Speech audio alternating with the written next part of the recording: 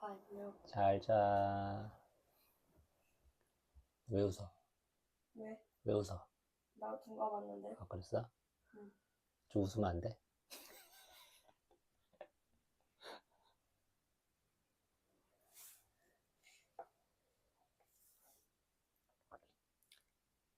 한국우수 전래동화 60일 교과서에 수록된 한국 전래 명단편 모음 금을 버린 형과 아우 왜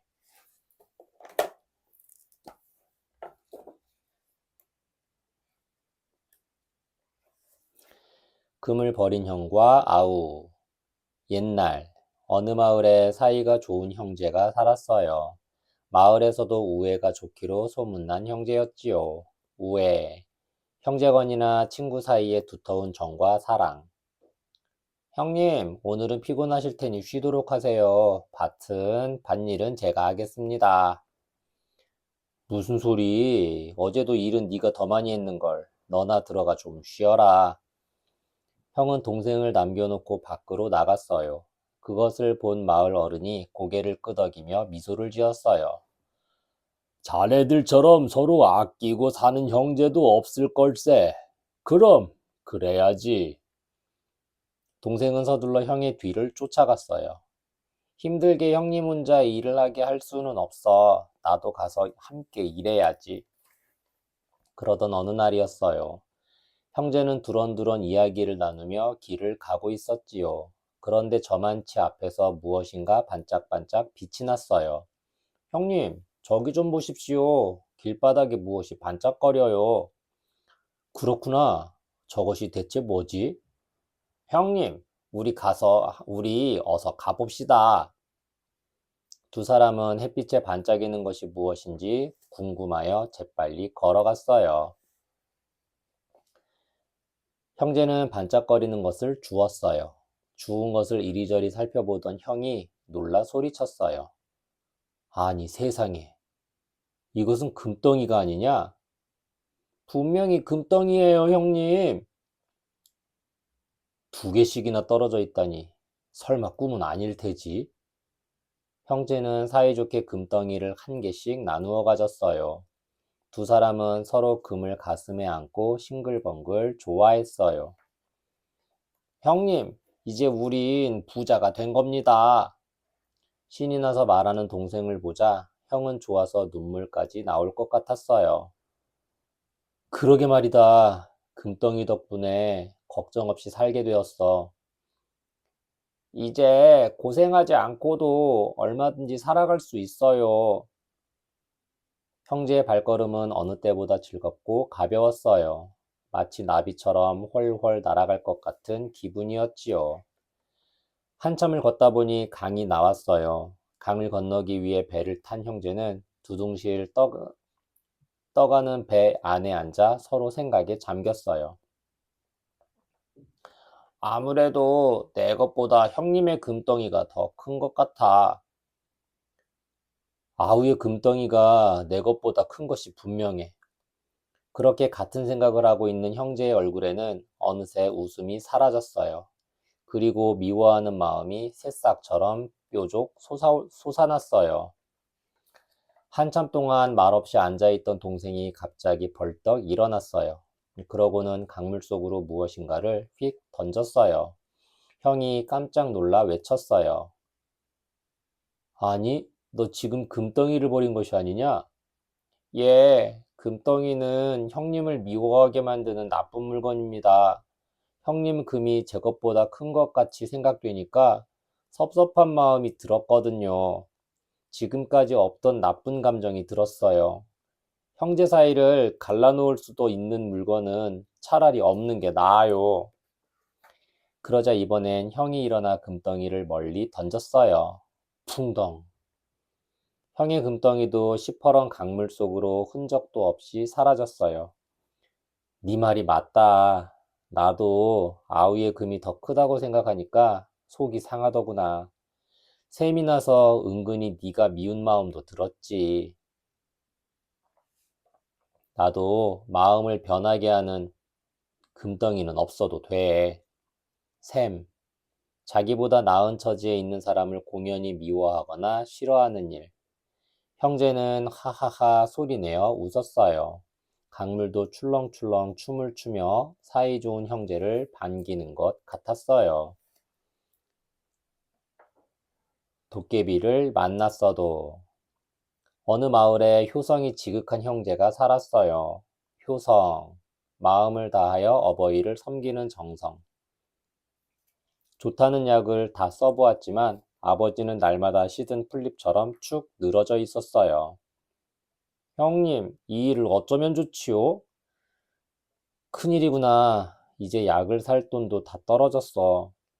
형은 그렇게 말하며 마음속으로 생각했어요. 이렇게 가만히 있을 순 없어. 산 너머 부잣집으로 가서 일을 하면 약값은 벌 수 있을 거야. 어느 날 형이 동생을 불렀어요. 산 너머 부잣집에 일하러 간다. 그러니 내가 없는 동안 아버지를 잘 돌봐드려야 해. 그러자 동생이 느티나무 막대기를 형에게 내밀며 말했어요. 예, 형님. 그런데 산길이 험하니 이 느티나무 막대기라도 가지고 가시지요. 형은 느티나무 막대기를 짚으며 산길을 걸었어요. 그런데 도착하기도 전에 날이 저물어 형은 산에서 잠을 자게 되었어요. 잘 곳을 찾아 두리번거리던 형은 두 개의 무덤이 있는 것을 발견했어요. 옳지, 여기가 좋겠군. 형은 건불을 덮고 무덤 사이에 누웠어요. 건불, 마른 풀이나 낙엽, 지푸라기 따위를 통틀어 이르는 말. 이런저런 생각에 형은 잠을 이룰 수가 없었어요. 그런데 갑자기 가까이에서 두런두런 말소리가 들려왔어요. 살그머니 실눈을 뜨고 보니 도깨비들이었어요. 실눈, 가늘게 뜬 눈. 이크, 큰일 났구나. 정신을 바짝 차려야지. 형은 너무 무서웠지만 마음을 굳게 먹고 자는 채 하고 있었어요. 그때 뾰족 도깨비가 가까이 다가오더니 형을 깨웠어요. 이봐, 해골 도깨비. 아랫마을로 황소의 혼을 빼내려 가기로 한 것을 잊었나? 형은 벌떡 일어나 해골 도깨비인 척 말했어요. 난 몸이 좀 아프네. 자네들만 갔다 오면 안 되겠나? 아프면 내가 업고 갈 테니 내 등에 업히게. 형은 가슴이 두근거렸지만 뾰족 도깨비 등에 업혔어요.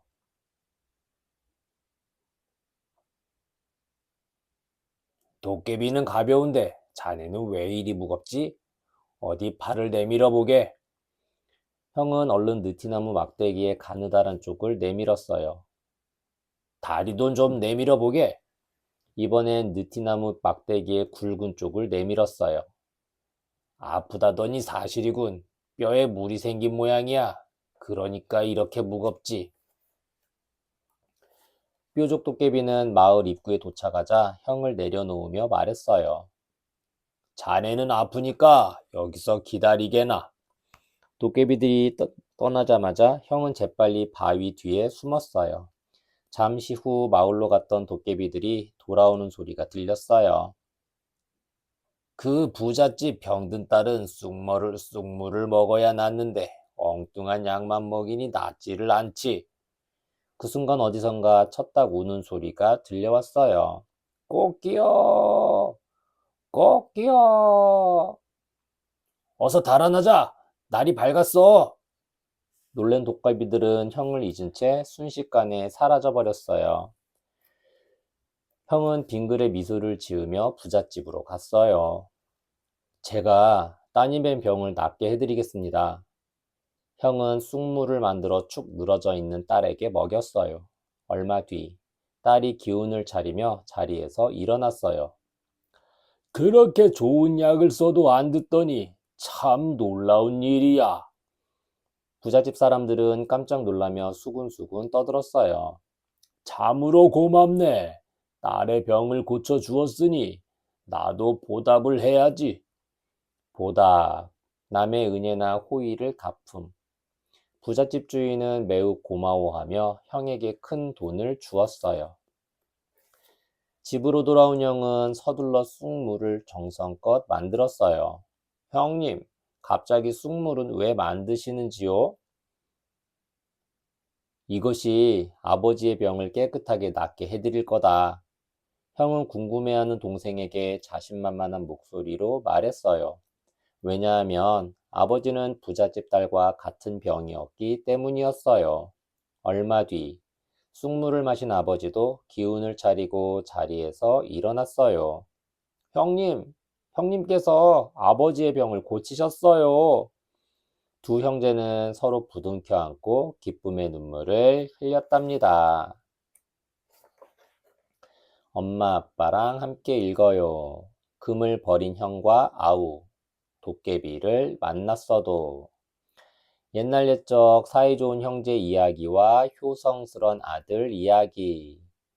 금을 버린 형과 아우는 우애 좋은 형제의 이야기이고, 도깨비를 만났어도는 병든 부모를 극진히 모시며 효도하는 형제의 이야기입니다. 어느 날 우애 좋은 형제는 길을 가다가 두 개의 금덩이를 줍습니다.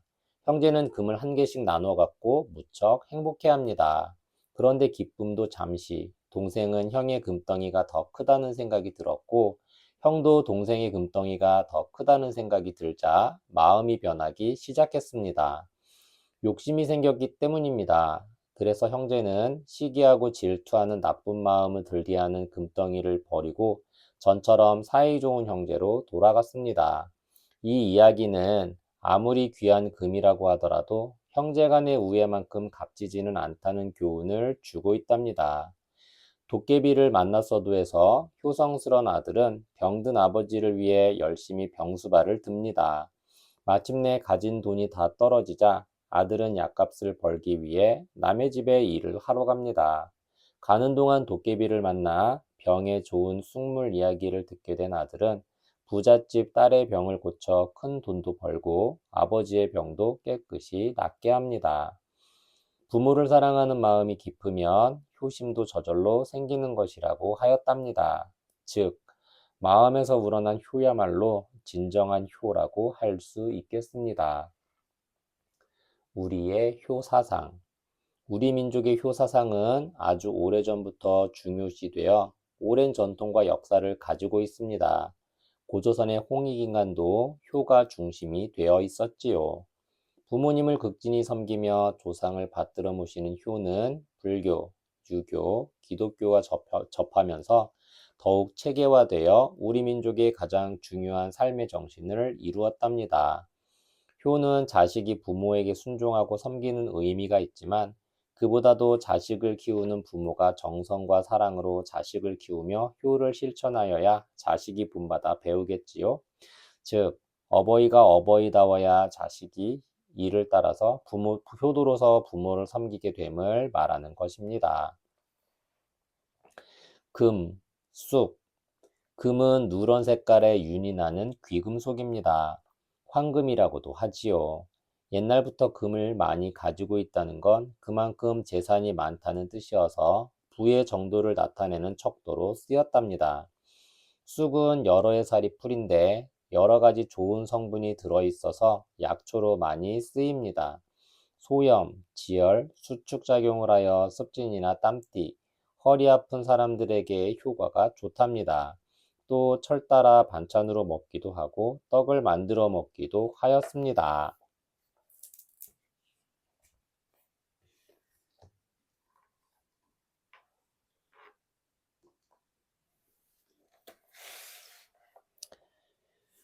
금을 버린 형과 아우는 우애 좋은 형제의 이야기이고 도깨비를 만났어도는 병든 부모를 극진히 아껴 효도하는 형제의 이야기입니다. 금과 버린 형과 아우는 금을 버린 형과 아우. 어느 사이 좋은 형제는 길을 가다가 두 개의 금덩이를 주었어요. 형제는 금을 나눠 갖고 무척 행복해 했지요. 그런데 기쁨도 잠시, 동생은 형의 금덩이가 더 크다는 생각이 들었고, 형은 동생의 금덩이가 더 크다는 생각이 들었어요. 형제는 나쁜 마음이 들게 하고 마음을 변하게 하는 금덩이를 어떻게 했을까요? 도깨비를 만났어도. 어느 두 형제가 병든 아버지를 위해 돈을 아까워하지 않으며 수발을 들었어요. 그러다가 가진 돈이 다 떨어지자 형은 약값을 벌기 위해 남의 집에 일을 하러 갔지요. 그런데 가는 도중에 도깨비들을 만나 이상한 일을 겪게 되었어요. 아들의 극진한 효성으로 아버지가 몸을 다시 회복할 수 있을까요? 퀴즈. 금을 버린 형과 아우. 1. 형과 아우는 길을 가다가 무엇을 주었나요? 2.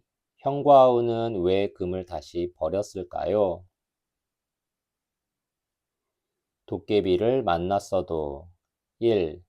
도깨비는 형을 뭐라고 불렀나요?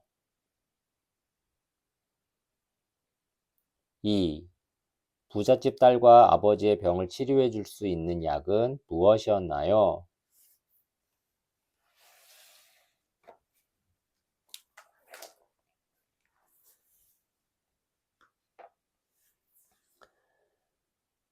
한국우수 전래동화 62. 교과서에 수록된 한국 전래 명단편 모음. 짧아진 바지 왜? 짧아진 바지. 옛날 어느 마을에 한 부자가 살고 있었어요. 그 부자에게는 딸이 셋 있었어요. 세 딸은 서로 자기가 아버지를 잘 모신다고 뽐냈어요. 아버지의 재산을 많이 물려받고 싶었기 때문이에요. 너희들 이 큰언니만큼 아버지를 잘 보실 수 있니? 나는 아버지를 위해서라면 뭐든지 할 수 있어. 언니들은 다 시집 갈 거지? 난 평생 아버지랑 함께 살 거야. 부자는 자기 딸들이 세상에서 가장 효성스럽다고 믿고 있었지요. 효성, 마음을 다하여 어버이를 섬기는 정성. 어느 날, 부자는 이웃마을 장터에 구경을 갔어요. 장터 모퉁이에서 장꾼들이 수군거리고 있었어요. 장꾼, 장에 모여 물건을 팔고 사는 사람들. 구선비야말로 세상에서 제일 가는 부자야. 아무렴 효성 지극한 딸이 셋이나 있으니 부자고 말고. 건넌 마을 부자도 딸이 셋이라던데 그 선비의 딸들에 비할 바가 아니지. 부자는 자신의 얘기가 들려오자 귀가 솔깃해졌어요. 장꾼들이 말한 그 선비는 부자도 잘 알고 있는 사람이었어요.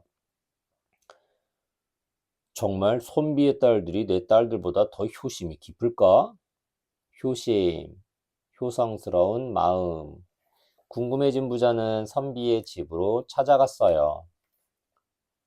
어서 오십시오. 이렇게 누추한 곳을 다 찾아주시다니. 누추하다. 자기의 거처 따위를 겸손하게 이를 때 쓰는 말. 선비는 아이처럼 벙글벙글 웃으며 부자를 맞이했어요. 그런데 선비는 무릎이 드러나는 짧은 바지를 입고 있었어요. 아무리 덥다 해도 선비 체면에 저런 짧은 바지를. 체면, 남을 대하기에 떳떳한 도리나 처지. 부자는 고개를 갸우뚱하며 선비에게 넌지시 물었어요. 점잖으신 분께서 어찌 무릎이 훤히 드러나는 짧은 바지를 입고 계십니까? 그러자 선비는 껄껄 웃음을 터뜨렸어요. 어리둥절해하는 부자에게 바지가 짧아진 사연을 이야기했지요. 며칠 전, 선비는 친척에게서 옷감을 선물로 받았어요. 마땅한 여름옷이 없었던 선비는 그 옷감으로 여름옷을 한 벌 해 입었지요. 그런데 새로 지은 바지가 한 뼘이나 길어서 땅에 질질 끌렸어요.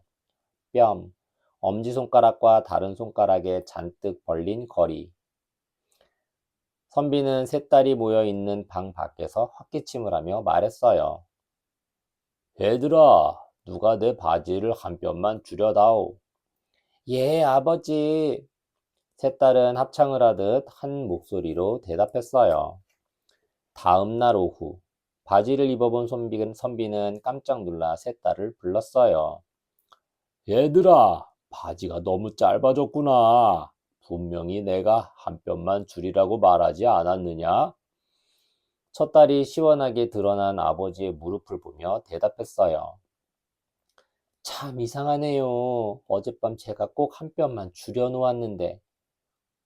어머나, 전 그런 줄도 모르고 새벽에 바지를 또 한 뼘 줄여 놓았지 뭐예요.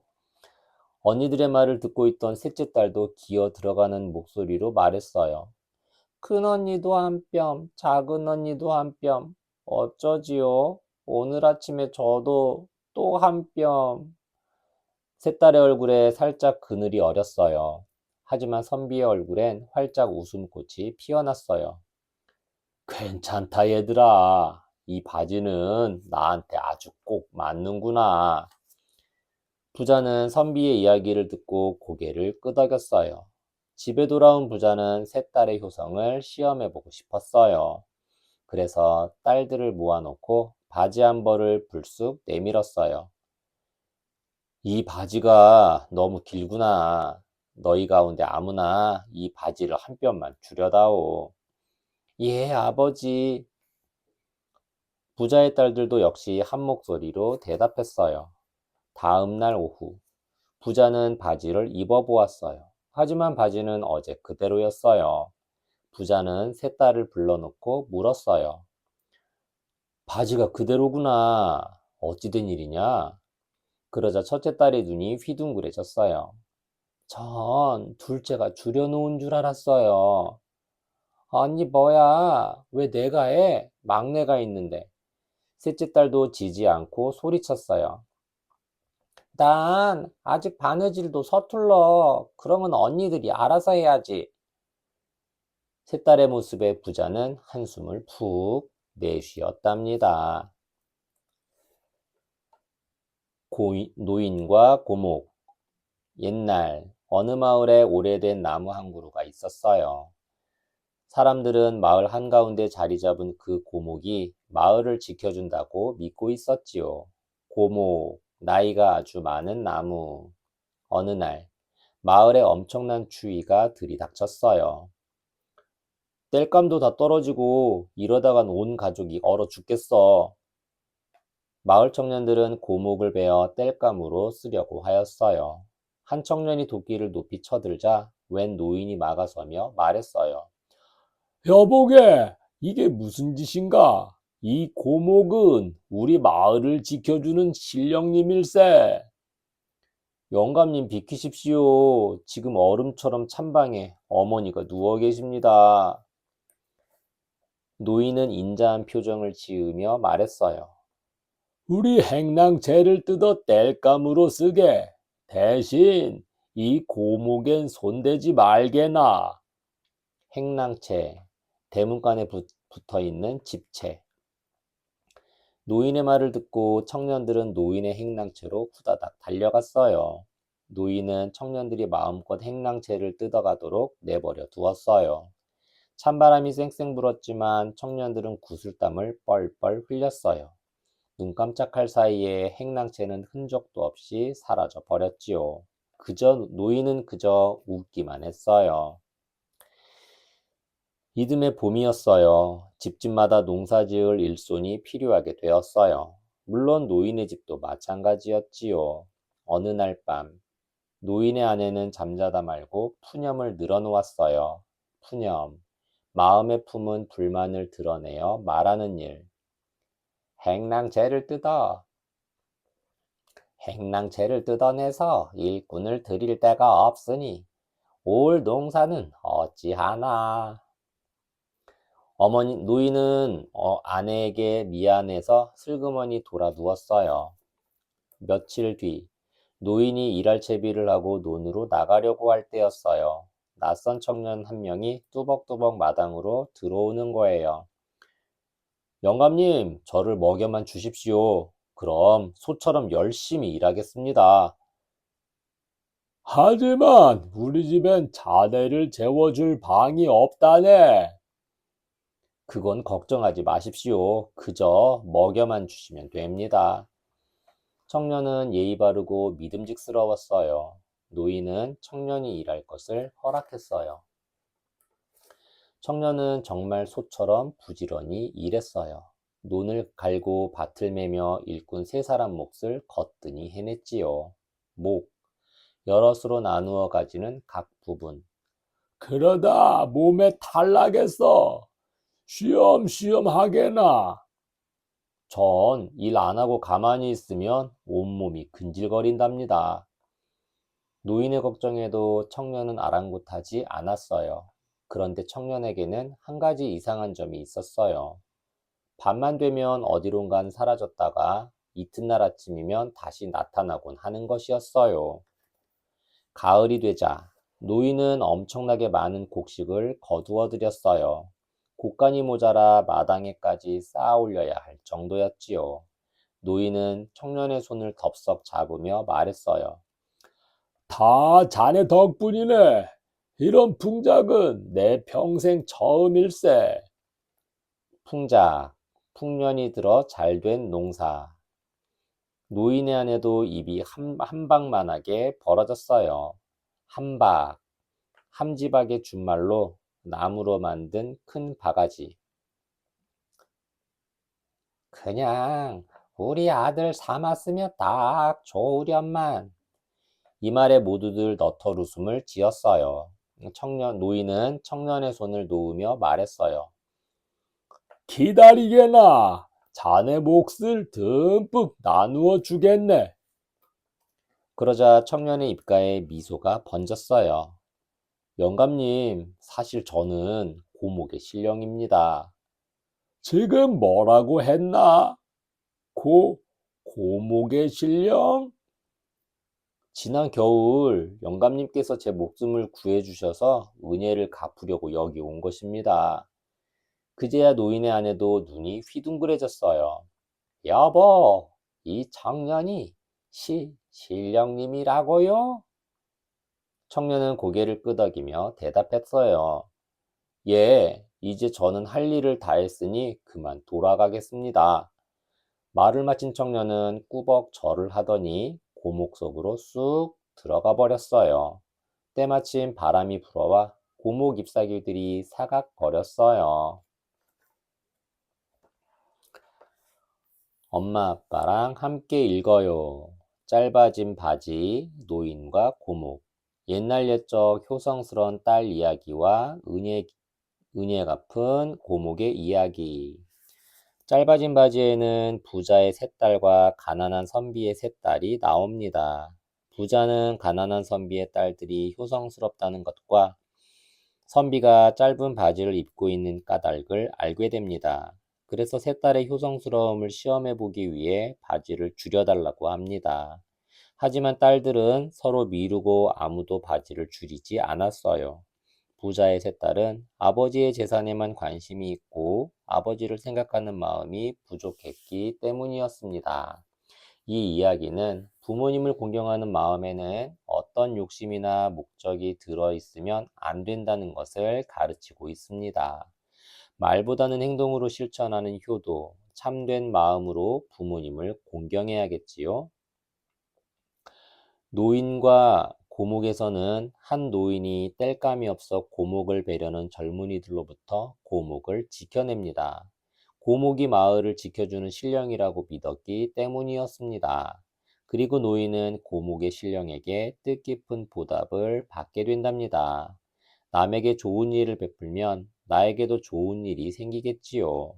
또 도움을 받은 고목 신령이 할아버지에게 은혜를 갚았듯이 누군가에게 도움을 받으면 반드시 보답을 하는 습관을 갖도록 노력하세요.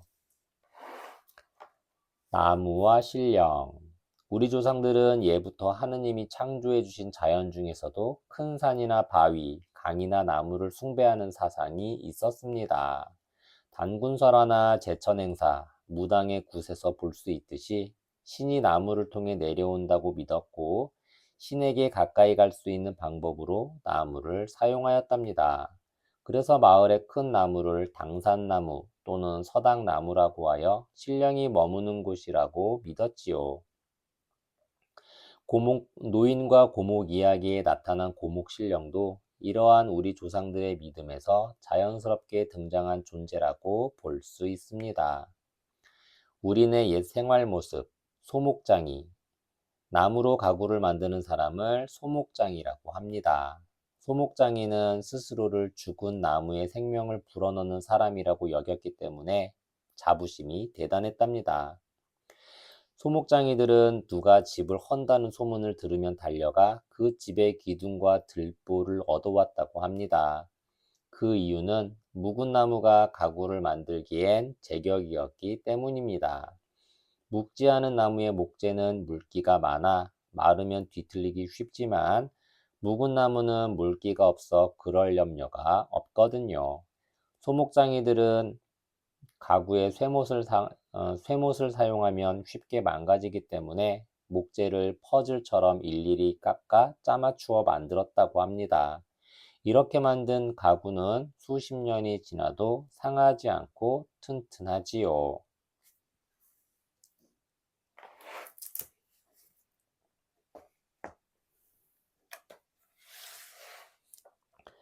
짧아진 바지. 이 이야기에는 부자의 세 딸과 가난한 선비의 세 딸이 나옵니다. 딸이 효성스럽다고 생각하는 한 부자가 어느 날 가난한 선비들의 딸들이 효성이 지극하다는 소문을 듣고 찾아갑니다. 그런데 선비는 다리가 다 드러나 보이는 짧은 바지를 입고 있었어요. 그 이유를 묻자 선비는 바지가 짧아진 사정 이야기를 부자에게 들려주었지요. 아버지의 긴 바지를 줄여주기 위해 세 딸들이 서로 나서다 보니 바지가 짧아졌다는 이야기였지요. 이 이야기를 들은 부자도 집에 와서 세 딸들에게 바지를 줄여달라고 말했답니다. 과연 부자의 세 딸들은 바지를 줄여놓았을까요? 노인과 고목. 어느 추운 겨울날, 마을 청년들이 고목을 베어 땔감으로 쓰려고 하자 한 노인이 젊은이들을 막아섰어요. 대신 자신의 집 행랑채를 뜯어가도록 했지요. 노인은 고목이 마을을 지켜주는 신령이라고 믿었기 때문이었어요. 어느 날, 한 건장한 청년이 노인의 집을 찾아와 일을 도와주겠다고 나섰어요. 청년은 소처럼 부지런히 일했지요. 풍성하게 추수를 한 어느 날, 청년은 할아버지에게 놀라운 이야기를 해 주었어요. 청년이 들려준 이야기는 무엇이었을까요? 퀴즈. 짧아진 바지. 1. 선비는 왜 짧은 바지를 입고 있었나요? 2. 부자의 세 딸과 선비의 세 딸의 차이점은 무엇일까요? 노인과 고목. 1. 노인은 왜 고목을 못 베어내게 하였나요? 2. 청년은 왜 할아버지의 일을 도와주었을까요?